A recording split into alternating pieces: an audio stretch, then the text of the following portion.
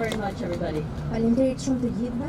It's a beautiful morning to be here, and I'd Është një like mëngjes i to bukur për të qenë këtu dhe do të doja give special thanks to Ms. Godole, Mr. Hoxha, Mr. Adami, all of you for being here today. dhe do doja vërtet që t'i shpreha falënderimet e mia zonjës Godole, zotit Hoxha, zotit Adami dhe të gjithëve ju që jeni këtu sot. Ordinarily, it might be strange for an ambassador to attend an event marking the closure of the American embassy, but this is different. Zakonisht mund të duket e çuditshme që një ambasadore të marrë pjesë në një ngjarje që shënon mbylljen e një ambasade të Shteteve të Bashkuara, por kjo sot më është ndryshe. The story of America and Albania is truly unique, and the people make all the difference. Sikurse ju e dini, historia mes Shtetit të Bashkuara dhe Shqipërisë është unike dhe është kjo gjë që sjell gjithë ndryshimin. We're, I think, very well aware of the difficult circumstances that forced our embassy to close, that forced our people to be separated, and that forced the Albanian people to be isolated. Dhe besoj që të gjithë jemi në dijeni për kohrat e vështira që detyruan ambasadën tonë të mbyllur, që i detyruan njerëzit tanë të ndajshëm dhe gjithashtu që detyruan popullin shqiptar të izolohet. In fact, this year also marks the 30th anniversary of the re-establishment of U.S.-Albanian diplomatic relations, which we have had celebrated this year by highlighting the pivotal moments of this relationship between our countries.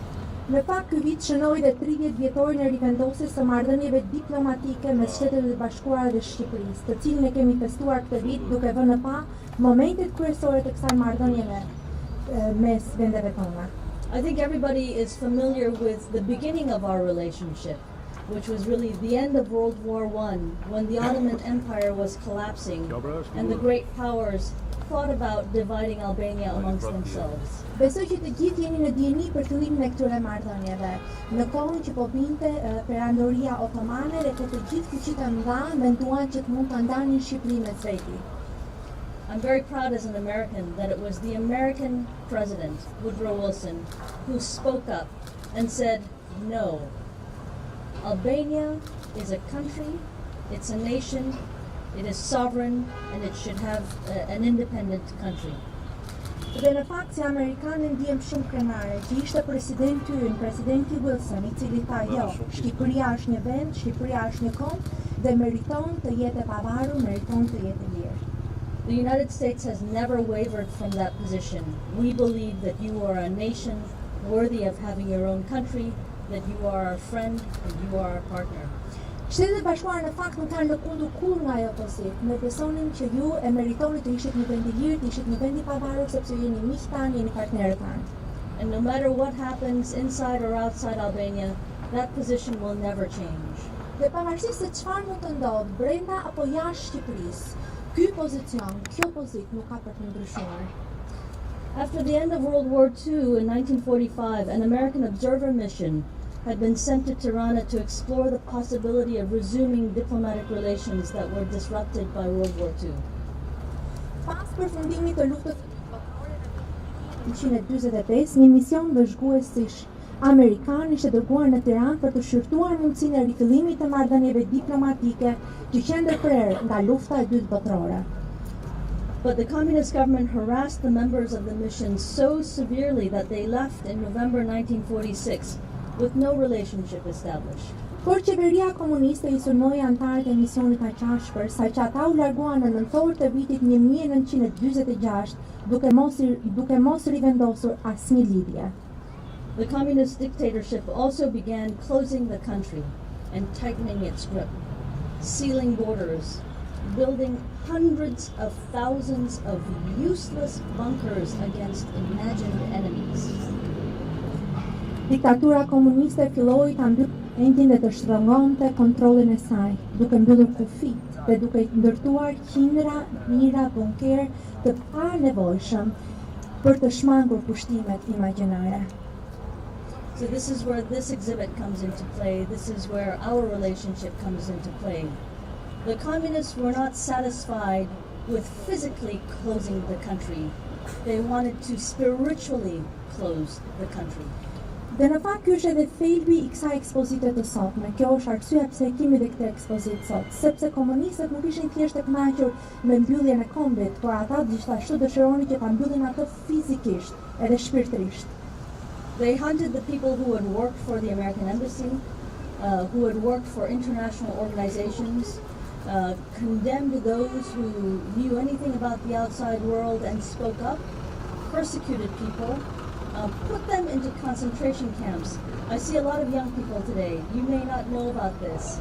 Learn about it. It's really important. Last month I also went to Spach prison. And if you haven't been there and you go there, it's unbelievable. But it's part of history and it's really important for you to know about it. Dhe në fakt ajo që ndodhi ishte që me qindra persona filluan të persekutoheshin. Kjo ndodhi me persona të cilët kishin pasur marrëdhënie me misionin e Shtetet Bashkuara, me organizata ndërkombëtare, me persona të cilët kishin parë se çfarë ishte bota e jashtme. Kështu që ata nisën të përsekutojnë njerëzit, duke I dërguar ata në kampe përqendrimit. Dhe jam vërtet e kënaqur duke të sepse ata që të mësojnë se çfarë janë kampet e përqendrimit. Nëse nuk e keni idenë se çfarë janë, përpiquni të edukoheni për to. Vetëm muajin e kaluar pata në burgun e Spaqit dhe të shihja se çfarë ishte një kamp përqendrimi. So it's a story of persecution and brutality, but it's also a story of resistance and dignity. Është historia e persekutimit dhe brutalitetit, por gjithashtu edhe historia e dinjitetit, edhe I qëndresës. And it's not a dead history, it's still a living history, it's still a living story. And as Ms. Godola has mentioned, she and so many others, I'm sure some of you in the audience, either personally were persecuted, or you have family members who are persecuted. So this is not a fairy tale that belongs in a faraway land. Dhe në fakt është e rëndësishme të theksojmë që kjo nuk është një histori e vdekur, kjo është një histori e gjatë. Edhe sikurse përmendi me të drejtë zonja Kodole, por dhe të tjerë.